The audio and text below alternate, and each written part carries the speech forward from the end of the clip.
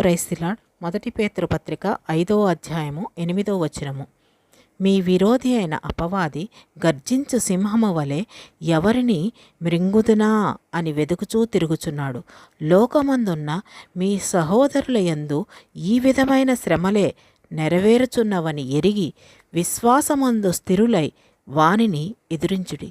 తన నిత్య మహిమకు క్రీస్తునందు మిమ్మును పిలిచిన సర్వకృపానిధియగు దేవుడు కొంచెము కాలము మీరు శ్రమపడిన పిమ్మట తానే మిమ్మును పూర్ణులుగా చేసి స్థిరపరిచి బలపరుచును.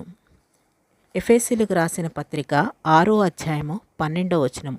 ఏలయనగా మనము పోరాడునది శరీరులతో కాదు గాని ప్రధానులతోనూ అధికారులతోనూ ప్రస్తుత అంధకార సంబంధులకు లోకనాథులతోనూ ఆకాశ మండలమందున్న దురాత్మల సమూహములతోనూ పోరాడుచున్నాము.